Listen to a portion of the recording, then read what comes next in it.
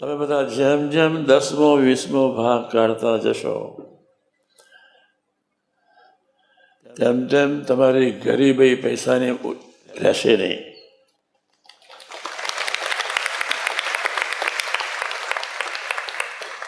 પૈસા માટે ફોફો ના મારવો પડે,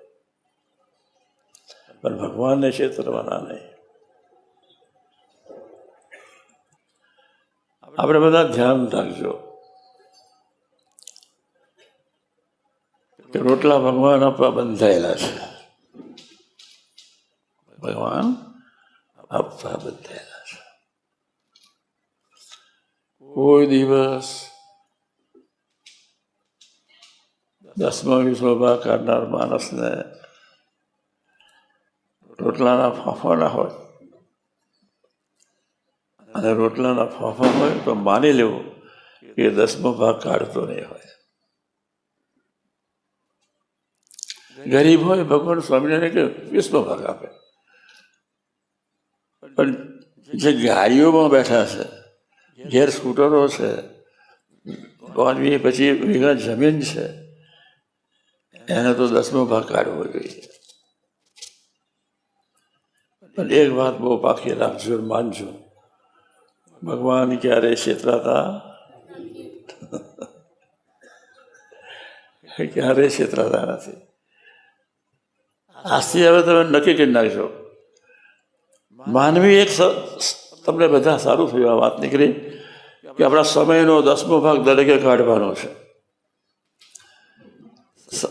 સમયનો 10મો ભાગ એટલે 24 કલાકમાં 2 કલાક ને 20 મિનિટ સ્વાધ્યાય ભજન વાંચનમાં જવી જોઈએ. કેટલા?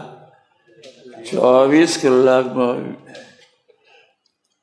2 કલાક અને 20 મિનિટ ભજન સ્વાધ્યાય વાંચનમાં જવું જોઈએ. તો અક્ષરધામ પ્રગટી જાય, ઘી કે કરી આપે ભગવાન સ્વામિનારાયણ. 10મો ભાગ આપનારા એમાં મોડ બિચારા ઉમંગમાં, 60% ઉમંગમાં આવે છે આખા સમાજમાં.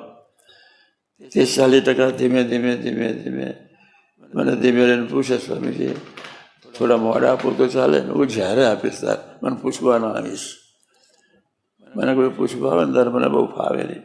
સાથે અમે અનંત હાથવાળાના આધારે બેઠા છે. કોને? 2 હાથવાળા માનવીનો આધાર અમે લેતા નથી. એની પાસે માગવાનો સ્વભાવ નથી મારો. તમે સાંભળજો, માનવી આપીને શું આપવાનો? અનંત હાથવાળા મહારાજ આપણને સર્વ પ્રકારે સુખી કરવો છે, તનથી, ધનથી ને મનથી. આપણા ધનને પવિત્ર બનાવવું છે. તમે 10મો ભાગ ધનનો ખરેખર કાઢો તો આ લોકનું ભારત લડે નહીં, રોટલા મળ્યા જ કરે. પણ એની સાથોસાથ 10મો ભાગ સમયનો કાઢો. 24 કલાકમાં 2 કલાક ને 20 મિનિટ સત્સંગ વાંચન ભજન કથા વાર્તામાં જવા જોઈએ.